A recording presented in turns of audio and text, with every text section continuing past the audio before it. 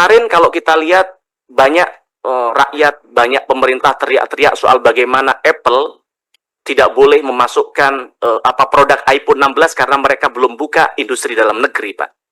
Yang kemudian memaksakan mereka hari ini mereka bangun industri dalam negeri, bangun pabrik di negara kita. Dan akhirnya iPhone 16 bisa masuk. Tapi di sisi lain, Kementerian Perdagangan, Kementerian Perindustrian, hari ini jenengan lihat bahwa banjir sekali produk-produk Cina yang ongkang-ongkang kaki bisa masuk ke dalam negeri, salah satunya apa? Mobil. Lalu, bagaimana dengan asta-cita Presiden Prabowo yang beliau menyampaikan bahwa akan terciptanya 19 juta lapangan pekerjaan? Artinya, Menteri Perdagangan, Menteri Perindustrian tidak mampu menangkap asta-cita yang hari ini dicita-citakan oleh Prabowo, begitu Pak. Nah, maka kami kadang berpikir, sebenarnya menteri ini pembantu presiden atau menghambat cita-cita dari Pak Presiden, begitu. Dan antara semakin hari semakin ugal-ugalan kalau kami lihat, Pak. Bahkan semenjak berdiri belum pernah tuh rapat dengan Komisi 6. Dan kami tidak tahu siapa sebenarnya yang punya kuasa untuk mengontrol dan antara ini, dan ini berbahaya, Pak. Bisa sepakat saya dengan kawan kami tadi. Ini akan jadi monster ke depan kalau tidak ada yang mengawasi ini, Pak. Selanjutnya, Pak Mufti. Assalamualaikum warahmatullahi wabarakatuh. Terima kasih pimpinan. Yang saya hormati Pak Menteri Perdagangan, Pak Menteri BUMN dan seluruh jajaran yang hadir pada kesempatan hari ini. Pertama tentu kami sampaikan apresiasi kepada Pak Menteri BUMN, Pak Erik atas dedikasi dan transformasi luar biasa sehingga terbentuknya ekosistem BUMN yang begitu handal hari ini di tengah tantangan global dan domestik. BUMN di bawah kepemimpinan Pak Erik menunjukkan peningkatan kinerja yang luar biasa, Pak, setelah kami cermatin selama 5 tahun di tempat ini, begitu. Baik dari sisi efisiensi, transparansi maupun kontribusinya terhadap penerimaan negara maupun penciptaan lapangan pekerjaan, begitu. Kemudian yang kedua juga kami sampaikan apresiasi kepada Pak Menteri Perdagangan, Pak. Jujur kami adalah bagian dari orang yang saat itu agak sedikit skeptis karena setiap kali menjelang puasa dan lebaran, Kementerian Perdagangan itu selalu ketika ada peningkatan harga komoditas menyalahkan demand-nya yang tinggi. Tapi luar biasa, berkat kerja keras Pak Mendak, kemarin puasa lebaran rakyat bisa membeli kebutuhan pokok dengan harga yang tetap stabil, Pak. Tentu tidak mudah. Saya pikir hari ini perlu terus ditingkatkan, dijaga agar ke depan komoditas tidak hanya ada, tidak hanya terjangkau, tapi tersedia di masyarakat, begitu. Nah, kemudian terkait dengan tema pada kesempatan hari ini, kami ingin memberikan masukan agar bagaimana ke depan perjanjian-perjanjian yang dibuat, ratifikasi yang dibuat benar-benar dapat berdampak bagi kesejahteraan rakyat. Yang pertama, Pak, kami minta evaluasi kembali perjanjian dagang bilateral dan multilateral. Perang tarif yang dilakukan Trump menunjukkan bahwa perjanjian ternyata bisa diobrak-abrik kapan saja. Tentu oleh negara yang punya kekuatan ekonomi dan juga kekuatan militer seperti Amerika, begitu Pak. Nah, saya harap ini bisa menyadarkan pemerintah Indonesia dan juga Menteri Perdagangan bahwa apakah hasil dari perjanjian dagang sudah sesuai dengan harapan pemerintah Indonesia? Apakah sudah mampu memperkuat ekspor dan menekan impor?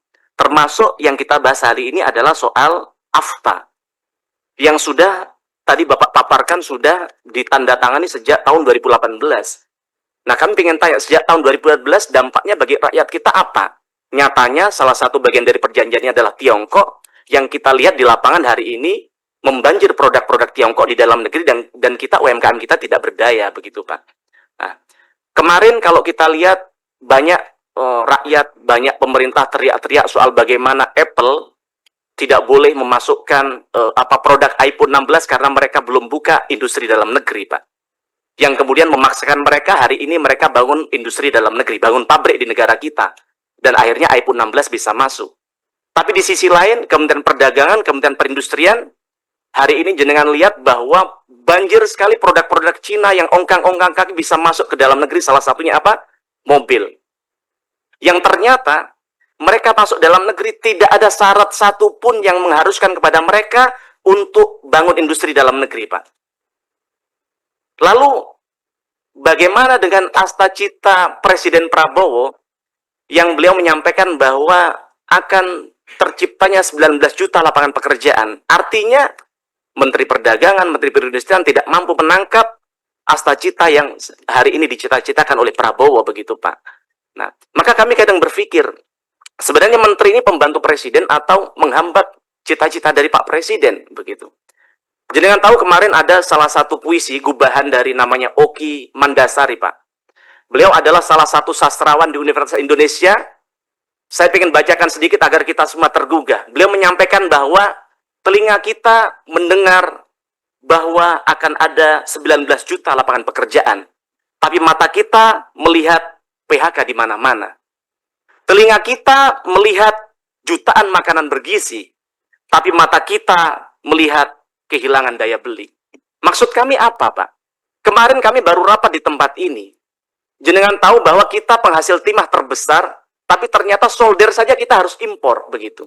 Dan kenapa saya tanya, kenapa kok industri solder kita tidak punya daya saing? Karena ternyata ketika produk asing impor ke dalam negeri kita, ternyata mereka tidak dikenakan PPN apapun, tidak dikenakan pajak impor, Pak.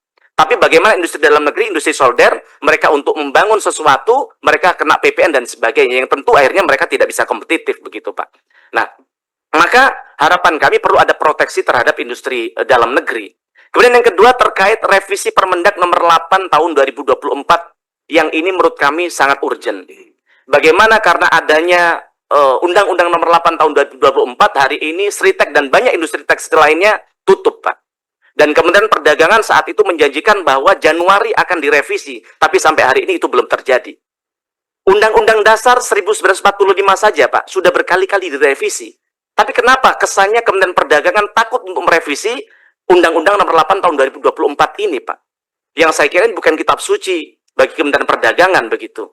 Nah, maka harapan kami ingin tanya kapan akan direvisi agar kemudian tidak berdampak terhadap industri dalam negeri kita, begitu.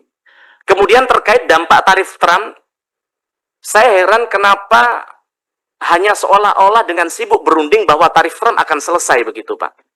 Nah, tragisnya beberapa hari setelah nego, besok paginya kami baca di headline satu berita, yaitu berangkat 32%, pulang 47%. Kan konyol ini Pak. Terlalu jumawa berangkat sehingga pulang tidak menghasilkan apa-apa, bahkan dinaikkan tarifnya oleh Amerika, begitu. Nah, artinya apa strategi dari Kementerian Perdagangan kalau ternyata negosiasi ini mentok, Pak? Bagaimana jika kemudian yang diminta Amerika kan juga tidak logis? Salah satunya adalah keberatan mereka atas adanya QRIS, yang masyarakat hari ini galau karena mereka takut nanti kemudian tiba-tiba tanpa diskusi dengan berbagai pihak, tiba-tiba QRIS ditutup karena ancaman dari Amerika. Kan tidak boleh terjadi, Pak. Jenengan tahu bahwa sekarang pedagang pentol di dapil saya di Pasuruan, Pak, di ujung Gunung Bromo sana, Pak, mereka sudah di gerobaknya sudah mencantumkan QRIS untuk bagaimana sebagai media pembayaran. Artinya ini sesuatu yang luar biasa yang perlu kita jaga. Nah, maka dalam konteks ini, maka harapan kami, okelah kita bernegosiasi, tapi apa strategi yang disiapkan oleh Kementerian Perdagangan ketika negosiasi ini tidak berhasil, Pak? Misalnya, memberikan insentif kepada mereka, kepada pengusaha kita, agar ketika ekspor mereka tidak dikenakan tarif ekspor, Pak. Karena apa? Karena kalau mencari pasar baru, membuang dari Amerika ke daerah lain tidak semudah membalikkan telapak tangan. Maka perlu ada perencanaan-perencanaan dari Kementerian Perdagangan untuk memberikan stimulus kepada mereka agar mereka tetap bisa ekspor ke Amerika, tetap berdaya saing, dan kemudian industri dalam negeri bisa bertahan. Jangan kemudian insentif kita diberikan kepada China yang mereka masuk dalam negeri tidak perlu bangun pabrik, tapi dengan alasan elektrifikasi mereka diberikan insentif puluhan triliun untuk bagaimana mereka bisa mengimpor mobil listrik, begitu. Nah, lebih baik untuk bagaimana ini bisa untuk produksi dalam negeri. Kemudian antisipasi terhadap produk China. Jangan lupa bahwa salah satu pasar terbesar China adalah Amerika Serikat, Pak. Tapi ketika ekspor mereka ke Amerika ditutup, dan kemudian di China produknya surplus, oversupply, maka mereka akan mencari pasar baru. Saya khawatir Indonesia yang sudah begitu banjir dengan pasar ekspor, kemudian dibanjiri dengan barang-barang yang harusnya diekspor ke Amerika tapi dikirim ke Indonesia, Nah, apa strategi Bapak untuk mengamankan agar ini tidak terjadi, Pak? Saya pernah nyampaikan di tempat ini.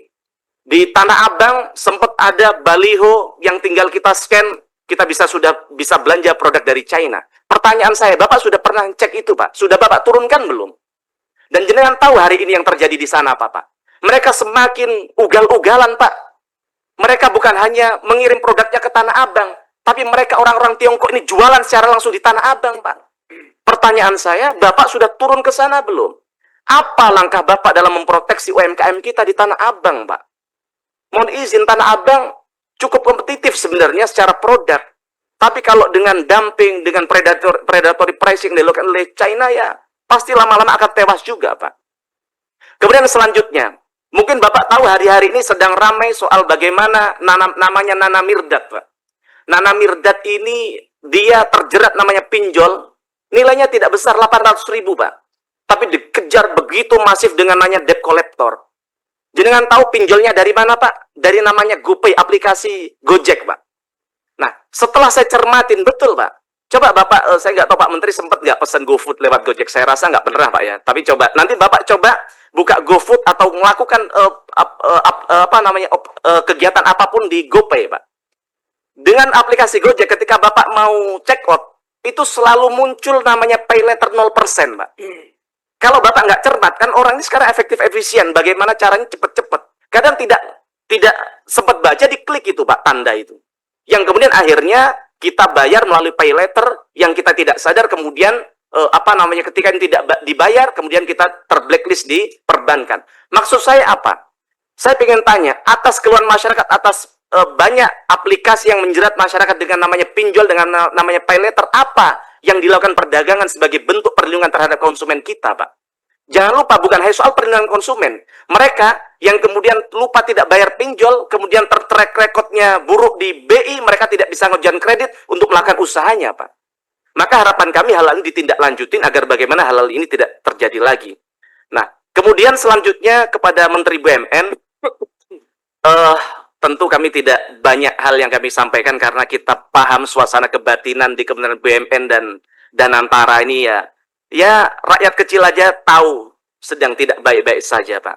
Tapi harapan kami tidak ada tumpang tindih operasi antara BUMN dan Danantara. Sama sudah disampaikan kawan kami tadi bahwa RUPS bukan kewenangan dari Danantara. Tapi kan kita tahu bersama hari ini, saya yakin Pak Prabowo tidak begitu tahu soal ini, mungkin ya atas masukan-masukan di bawahnya. Sehingga kalau kita lihat ya, Danantara semakin hari semakin ugal-ugalan kalau kami lihat, Pak.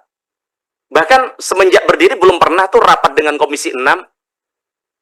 Dan kami tidak tahu siapa sebenarnya yang punya kuasa untuk mengontrol Danantara ini, dan ini berbahaya, Pak. Bisa sepakat saya dengan kawan kami tadi, ini akan jadi monster ke depan kalau tidak ada yang mengawasi ini, Pak. Nah, maka harapan kami perlu duduk bersama agar bagaimana ke depan bukan hanya tujuannya baik, tapi tata kelolanya, caranya tidak baik juga hasilnya tidak akan optimal. Apalagi saya dengar di berita kemarin bahwa Danantara akan menyuntikkan modal yang begitu besar di namanya Garuda Indonesia. Kan mohon maaf, konyol ini, Pak, sebenarnya. Ya, tapi saya tidak bisa komen lebih jauh deh. Nanti Bapak bisa cermatin sendiri. Kemudian kami ingin tanyakan soal Koperasi Merah Putih.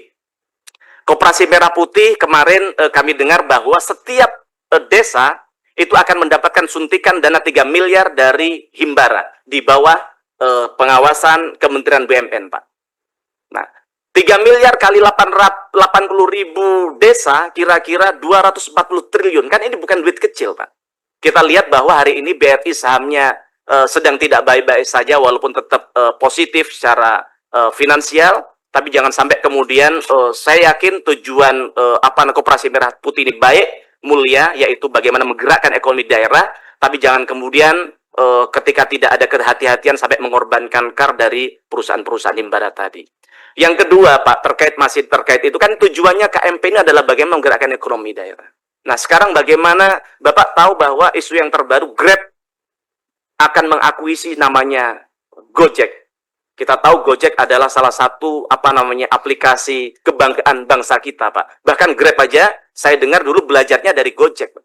Kan artinya luar biasa Gojek nih. Dan kita tahu bahwa Gojek itu punya 3 juta mitra dan banyak sekali UMKM yang terbantu dengan adanya Gojek.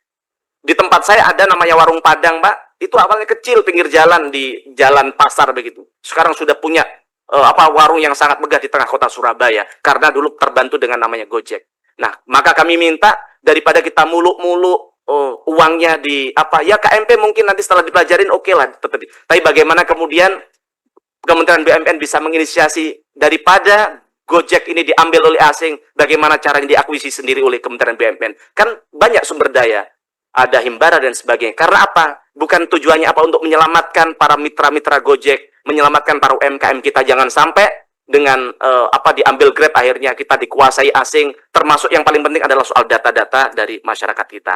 Itu aja dari kami, kurang lebihnya mohon maaf. Assalamualaikum warahmatullahi wabarakatuh. Waalaikumsalam. Terima kasih.